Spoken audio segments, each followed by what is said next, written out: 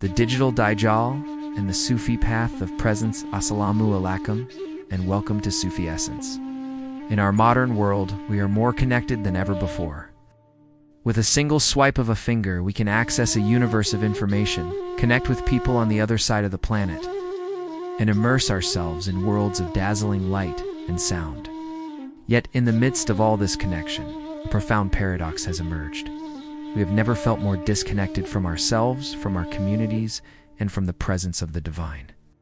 We live in a world that is a continuous stream of distraction, a constant and unceasing flow of information that prevents us from ever being fully present in the moment. Today, we will embark on a spiritual journey to understand this modern paradox through the lens of an ancient and powerful spiritual warning. The coming of the Dajjal is the great deceiver. While the traditional accounts of the Dajjal speak of a physical figure, we will explore him as a profound archetype for the illusions and deceptions that are woven into the very fabric of our digital age.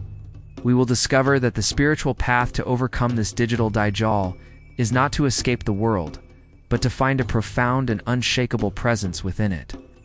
We will learn how the Sufi path of presence is the antidote to the digital age's deepest spiritual malaise. This is a lecture on how to navigate the digital world without losing your soul to it. Part 1. The Archetype of Deception, the Dajjal. In Islamic eschatology, the coming of the Dajjal is one of the most profound and terrifying signs of the end of times. He is described as the ultimate deceiver, a figure who will blind humanity with his illusions and his false promises. The Prophet Muhammad, peace be upon him, warned us that the Dajjal would perform miracles that were in reality illusions. He would appear to bring life to the dead, to rain down water from a dry sky, and to promise a paradise that was in reality a fire, and a fire that was in reality a paradise. His one eye would be blind, a symbol of his one-sided material view of the world, and on his forehead would be written the word kafir, disbeliever, a truth that only the believers would be able to see. The Dajjal is a spiritual archetype for the ultimate deception. His power lies not in his physical strength, but in his ability to create an illusion so compelling that it convinces people to betray their own hearts and their own intellect. He promises them worldly power, wealth, and pleasure, but in doing so, he leads them away from the true source of all power, all wealth, and all pleasure. His followers are those who are deceived by the dazzling, temporary nature of his world, and who are unable to see the spiritual truth that lies beneath. The warnings about the Dajjal are not just a story about a future event. They are a timeless spiritual lesson about the nature of illusion and the profound importance of spiritual discernment. They are a call to awaken our hearts to the difference between a worldly illusion and a divine reality. Part 2. The Digital Dajjal, the Illusion of Reality. Now, let us turn to the digital world. The speaker in the video makes a powerful point. The digital world in many ways embodies the very archetype of the Dajjal. It is a world of dazzling illusion and deceptive promises. Social media, with its carefully curated realities and its filtered images, promises us a paradise of perfection, of popularity, and of social connection. But for many, this digital paradise has become a spiritual hell, a source of anxiety, envy, and profound loneliness. We are connected to thousands of people, yet we have never felt more alone. The digital world promises us knowledge, with all the world's information at our fingertips, but it delivers distraction, an endless stream of noise that prevents us from ever gaining true wisdom or inner clarity. The Digital Dajjal offers us a metaphorical paradise of convenience, entertainment, and instant gratification. But beneath the surface, it is a world that encourages us to live a life of spiritual heedlessness.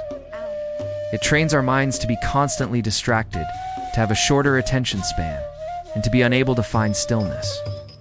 It creates an illusion of our own importance, of our own power, and of our own happiness, all of which are dependent on the fleeting validation of likes and shares. Just as the Dajjal's miracles were illusions, so too are the promises of the digital world. The likes are not love, the followers are not friends, and the information is not wisdom. The digital world is a world of mirrors, and the Dajjal is the one who is holding the mirror, making us fall in love with our own reflection and with the illusion of a world that does not exist. Part 3. The Antidote. the path of presence. If the Digital Dajjal is the archetype of distraction, then the Sufi path is the archetype of presence. The Sufi path is a path of hadr, or profound spiritual presence. It is the spiritual journey of moving from a state of unconsciousness, from a state of being lost in the distractions of the world, to a state of being fully and completely present in the moment. The Sufi masters taught that the Dajjal is only able to deceive those who are not present. He is only able to create his illusions in a mind that is constantly wandering, a mind that is not anchored in the reality of the present moment. The path of presence is the spiritual discipline of learning to see the true reality that lies beneath the illusion. It is the work of seeing the spiritual truth that is written on the forehead of the Dajjal.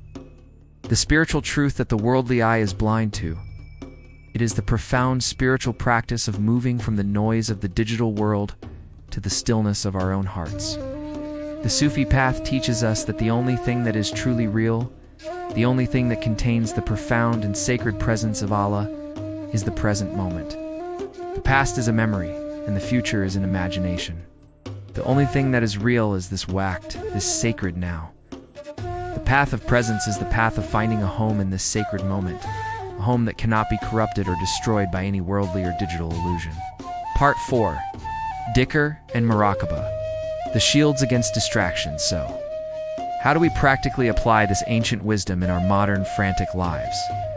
The Sufi path provides us with powerful tools to move from a state of being a slave to distraction to a master of our own consciousness.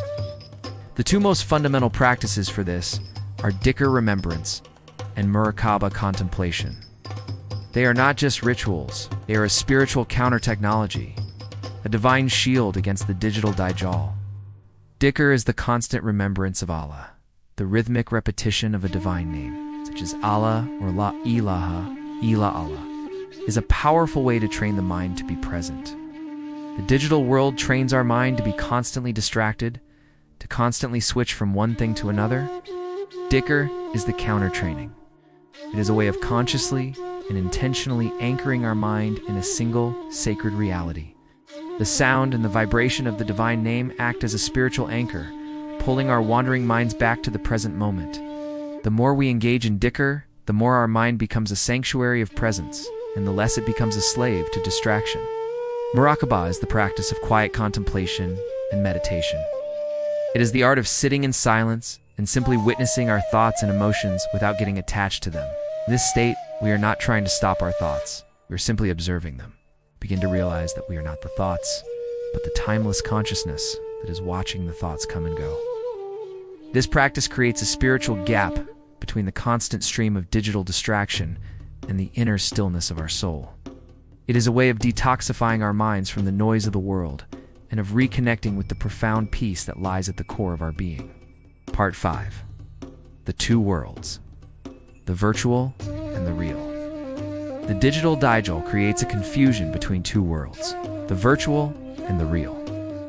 The virtual world is a world of shadows. It is a world of fleeting images, of temporary connections, and of superficial realities.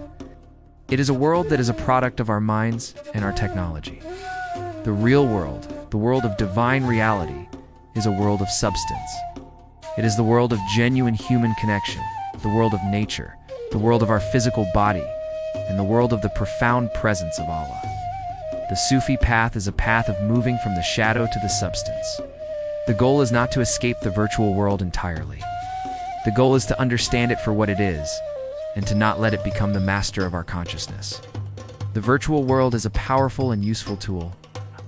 It can be used to spread goodness, to connect people for noble causes, and to share knowledge. But when we allow it to become the sole source of our connection, our information, and our happiness, it becomes a cage. When we allow it to replace our genuine human connections, our spiritual practices, and our time in nature, we are choosing the shadow over the substance. The path of presence is the path of finding a home in the real world. It is the path of looking into the eyes of a loved one, of feeling the sun on your skin, of hearing the sound of the birds, and of feeling the profound and sacred presence of Allah in every single moment. The real world is the world that we have been given. The real world is where the divine is found. And the path to finding it is to simply put down the device and to be here now. Part 6. from a slave to a master of technology. The Digital Dajjal is a metaphor for a profound spiritual challenge. The challenge is not to destroy the technology. The challenge is to become the master of our own consciousness. The digital world wants us to be a slave to its distractions. It wants to train our minds to be constantly seeking, constantly consuming, and never at peace. The Sufi path, in a very real sense, is a path of spiritual rebellion against this slavery. It is the path of becoming the master of our own mind, our own attention, and our own consciousness. To become a master of technology, we must first become a master of ourselves.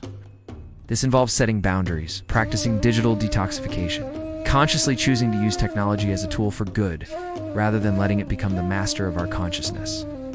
We must learn to turn off the notifications, to put down the phone, and to give ourselves a space of profound digital silence.